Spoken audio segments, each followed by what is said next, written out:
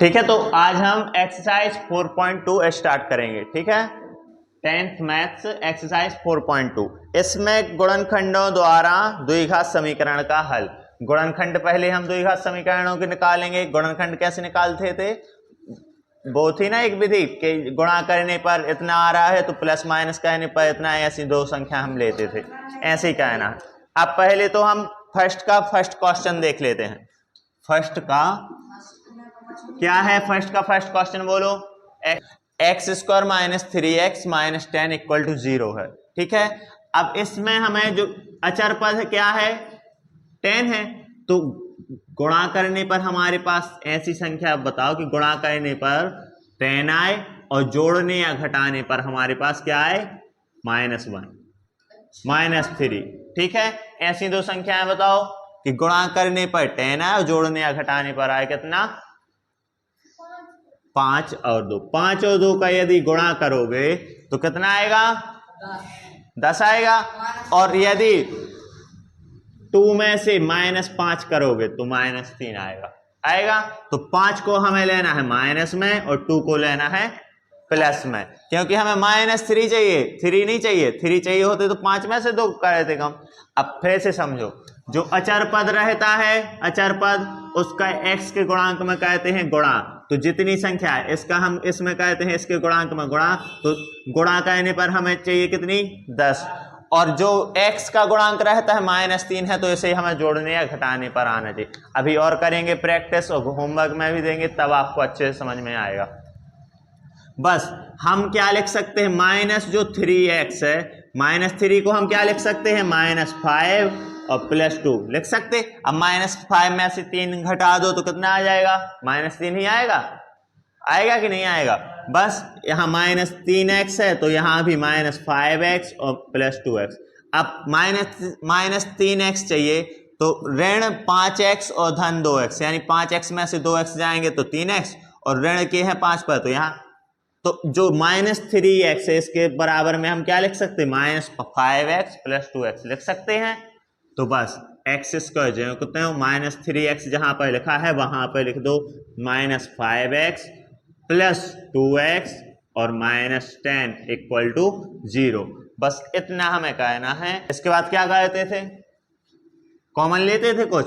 इसमें से हम क्या लेते थे? कॉमन लेते थे। x ले लिया हमने बाहर। अब x के ऊपर वर्ग रहता है, यानी कि x को तो x लिखा रहता, 2x होंगे। अब एक x हमने बाहर ले लिया तो यहाँ क्या बचेगा? x बचेगा। ठीक है, अब यहाँ पर क्या बचेगा? x बाहर ले लिया, सिर्फ 5 और x है तो 5 बस बचेगा, क्योंकि x हमने क्या ले लिया? बाहर। तो x - 5। अब हमने बताया था, इसको हम वो वाला कोष्ठक लगाएं। अब हमने बताया था कि जो यहां पर आएगा उसी को लिख दो। कहां? यहां लिख दो। ठीक है, थोड़ा बीच में अंतर रहने दो। x - 5 यहां आया, x - 5 यहां लिख दो, बताया था ये। अब यहां पर x है, यहां पर क्या है? 2x है। तो x को 2x कहने के लिए हमें कितने से गुणा करना पड़ेगा? x में 2 से गुणा करना पड़ेगा। तो यहां पर 2 लिख दोगे और प्लस का 2 लिखोगे। तो अब देखो, +2 है, इसका तुम अंदर गुणा करोगे तो 2x आएगा, और 2 का 5 में करोगे 10 आएगा। यही आ रहा है यही। इसको अंदर करोगे तो बस उसी को हमने ऐसे लिख दिया। कैसे लिखा? यहाँ x था, यहाँ 2x है, तो 2 का हम अंदर 2 लिख देंगे, क्योंकि 2x बन जाएगा। आया समझ में? Equal to 0। अब इन दोनों संख्याओं में देखो क्या है कॉमन? क्या है कॉमन? x - 5। यहां भी x - 5 कॉमन है, यहां भी x - 5 हम बाहर लिख लेंगे। क्या यहां कितना बचेगा? x बस बचेगा। और यहां कितना बचेगा? +2 बस बचेगा, क्योंकि x - 5 हमने बाहर ले लिया। इक्वल टू 0 आ गया। अब कितना आ गया हमारे पास? x - 5 और x + 2 इक्वल टू 0। ये आ गए हमारे पास जो क्या? गुणनखंड। अब गुणनखंडों से हमें मूल ज्ञात करना। तो गुणनखंडों से मूल कैसे ज्ञात करते हैं? x - 5 = 0 रखने पर पहले हम इस इसको 0 के बराबर में रख देंगे एक बार, फिर एक बार इसको 0 के बराबर में रख देंगे। इसको जब हम 0 के बराबर में रखेंगे तो x माइनस 5 बराबर 0, x बराबर कितना हो जाएगा 5 आ जाएगा। अब x धन 2 बराबर 0 रखने पर, x धन 2 बराबर 0 रखेंगे तो x बराबर कितना आ जाएगा, यहाँ प्लस ऐसा तो 5 और ऋण 2 ये क्या हो जाएंगे, मूल हो जाएंगे इस समीकरण के, यही आंसर है। चलिए सेकंड क्वेश्चन देखिए। सेकंड क्वेश्चन है 2x square plus x minus 6 equal to 0। अब हमने क्या बोला था कि जो 6 है अचर पद, उसका x स्क्वायर की गुणांक है जो 2, उसमें गुणा कर दोगे तो हो जाएगा क्या, 6 का 2 में करोगे 12, यानी कि दो संख्याएं जिनका गुणा करने पर 12 आए। और क्या देखो, अब अचर पद में यदि क्या लिखा है, जोड़ना लिखा, मतलब केस में यदि अचर पद में धन लिखा है, धन का है तो जोड़ना होता है।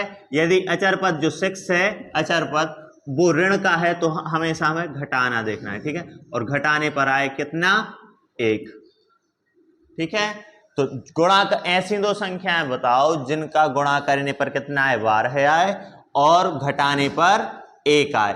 अब ऐसी दो संख्याएं कितनी हैं, 4 और 3। 4 और 3 का यदि गुणा कर दो तो 12 आ जाएगा, और 4 और 3 को घटा दो तो 4 में से 3 गया 1 आ जाएगा। हो गया इतना। अब कुछ नहीं कहना, सिर्फ 2x स्क्वायर प्लस ये लिखना है 4x, बस इसमें x बस लगा दो, यही लिख दो, माइनस 3x और माइनस 6 ज्यों के त्यों लिखो, 2x ज्यों के त्यों, फिर सिर्फ इन दोनों के बीच में क्या लिख दो, 4x माइनस 3x, ठीक है, इतना लिख दो इक्वल टू 0। अब यहाँ इन दोनों को देखो, इसमें से हमें क्या कॉमन निकाल सकते हैं हम, 2x कॉमन निकाल लो, ठीक है। यहां से 2 ही निकाल लिया कॉमन, ठीक है। यहाँ पे देखो अनुज पे समझ में नहीं आता, यहां से हमने 2 भी निकाल लिया कॉमन, x भी निकाल लिया, बचा कितना, सिर्फ 1x बस बचा तो 1x यहाँ पर लिख दिया। यहां से हमने देखो 4 को क्या लिखते, 2 इंटू 2। अब 4 में से 1 2 तो हमने बाहर निकाल लिया, 1 2 भी यहाँ बचा, और यहाँ तो x तो बाहर निकाल ही लिया, तो x प्लस 2 बस बचा, यहाँ बचा x प्लस 2। अब x प्लस 2 यहाँ आया अंदर, x प्लस 2 जो कहते हैं हम कहाँ लिख देंगे, यहाँ लिख देंगे, ठीक है। अब यहाँ पर देखो, यहाँ पर अब प्लस है कि माइनस है हम बताएं, यहाँ पर है x प्लस 2, यहाँ है 3x माइनस 6 है। अब देखो यहाँ x से यहाँ है कितना, 3, x के गुणा में 3 भी है, मतलब 3x हमें करना, तो x में कितने का गुणा करेंगे कि 3x आ जाए, 3 का गुणा करेंगे तो यहाँ 3 का गुणा होगा। अब धन का 3 होगा कि ऋण का, ए हम देखेंगे कैसे कि ए 3x और 6 क्या है, ऋण के हैं, और यहाँ ए प्लस के, तो यहाँ हमें ऋण का कहना पड़ेगा, जब तो 3 का अंदर होगा ऋण 3 का तो माइनस 3x हो जाएगा, और ऋण 3 का 2 में होगा तो माइनस 6 हो जाएगा, ए आ जाएगा ना, तो हम ऋण 3 का करेंगे। अब इन दोनों में से देखो क्या है कॉमन, x प्लस 2 है ना, दोनों तरफ x प्लस 2 को ले लो कॉमन, यहां बचेगा क्या, 2x, और यहां पर क्या बचेगा, माइनस 3 इक्वल टू 0। तो x प्लस 2 लिया तो यहां से 2x बचेगा, यहां माइनस 3 बचेगा, यहां से क्योंकि x प्लस 2 बाहर ले लिया। अब ये हमारे पास आ गया दोनों क्या, गुणनखंड, दोनों गुणनखंड आ गए। अब इसको हम क्या रखेंगे, बराबर में रख देंगे 0 के। पहले x प्लस 2 को हम बराबर 0 रखने पर, तो x प्लस 2 को हम बराबर 0 रखेंगे तो x इक्वल टू आ जाएगा 2 है, माइनस 2 आ जाएगा, इस साइड जाएगा प्लस 2 है, जब इस साइड आएगा तो ये क्या हो जाएगा, माइनस 2 आ जाएगा। अब 2x माइनस 3 इक्वल टू 0 रखने पर, तो 2x माइनस 3 इक्वल टू 0 रखेंगे तो 2x है यहीं पर, माइनस 3 है, इस साइड जाएगा क्या हो जाएगा, प्लस 3 हो जाएगा। अब यहाँ पर x के गुणा में है 2, इस साइड जाएगा तो 2 इस साइड क्या हो जाएगा, यहाँ गुणा में रहता तो यहाँ क्या हो जाता, भाग में, तो यहाँ 3 के भाग में चला जाएगा, यानी कि नीचे चला जाएगा। तो एक गुणांक आएगा 3 बटे, अरे एक मूल आएगा 3/2 और -2, -2 और 3/2, ये क्या है, निम्न समीकरण, निम्न द्विघात समीकरण के क्या है, मूल हैं। क्वेश्चन है हमारे पास फर्स्ट का, थर्ड क्वेश्चन है √2 करणी 2x square plus 7x plus 5 root 2, ठीक है। इसमें हमारे लिए करणी दी गई है। करणी जानते हो क्या होता? करणी पहले समझ लो क्या होता है कि जैसे 4 है, इस पर करणी लगा है, तो 4 को हम क्या लिख सकते हैं? 2 इंटू 2 लिख सकते हैं। अब 2 का पेयर बन गया, यानी कि ये करणी के बाहर आ जाएगा। जैसे 9 है, जैसे 18 है लिखा है, ठीक है। 18 को क्या लिख सकते हैं हम? 2 गुणित 9,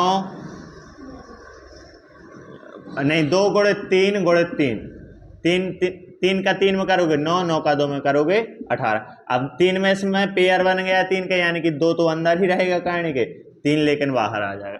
ये रहता है करणी का कॉन्सेप्ट, ठीक है। जिसमें अंदर 2 का पेयर बने उसके गुणनखंड निकाल के जो पेयर बने वो बाहर आ जाते, ठीक है। अब देखो, और करणी करणी का गुणा है, संख्या यदि समान है, यदि संख्या समान है और इनका गुणा करेंगे तो करणी करणी हट जाएगी, गुणा में सिर्फ ए बचेगा, इतना समझो, ठीक है। अब क्वेश्चन पर आ जाओ। क्वेश्चन में हमने क्या बोला कि पहले हम क्या कहते हैं? अचर पद, और एक्स स्क्वायर के गुणांक का कहते हैं क्या? गुणांक। तो करणी 2 का और 5 करणी 2 का क्या करेंगे? हम गुणा करेंगे। तो यहां तो देखो 5 तो 5 ही रहेगा। अब करणी 2 है और करणी 2 है, अब जब हम इन दोनों का गुणा करेंगे तो क्या हो जाएगा? 2 आ जाएगा, तो ये आ जाएगा कितना? 10 आ गया। तो यानी कि गुणा, ऐसी 2 संख्याएं जिनका गुणा करने पर 10 आए और जोड़ने और घटाने पर कितना आए? 7 आए। ऐसी 2 संख्याएं कौन सी हैं? जोड़ने पर 7 आए। कौन सी हैं 2 संख्या? तो 5 और 2 ऐसी संख्याएं हैं जिनको जोड़ दें तो 7 आ जाएगा, गुणा कर दें तो 10 आ जाएगा। अब फिर से समझो यहां तक क्या करवाया है। पहले तो हम अचर पद का और एक्स स्क्वायर के गुणांक का, एक्स स्क्वायर के गुणा में जो संख्या है उन दोनों का गुणा करते हैं और एक संख्या निकालते हैं। अब रूट 2 यानी करणी 2 और 5 करणी 2 का जब हम गुणा करेंगे तो 5 तो रहेगा यही, और करणी 2 का गुणा होगा तो आ जाएगा क्या? 2। जब हमने अभी बताया जब करणी करणी का गुणा कहते हैं तो करणी हट जाती है, संख्या बस बचती है। तो रूट टू का करेंगे गुणा तो 2 बस बचेगा, करणी हट जाएगी।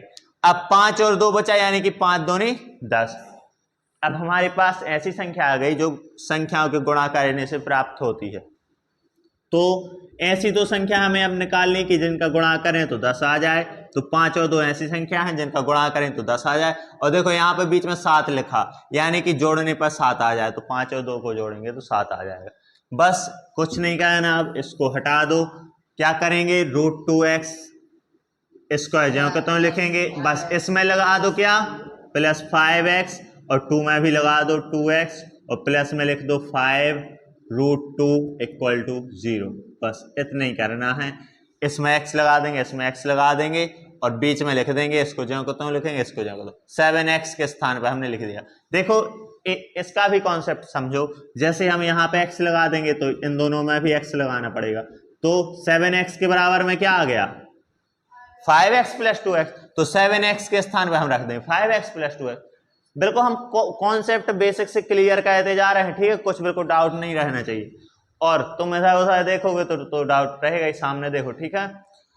अब कैसे समझना है यहाँ पर?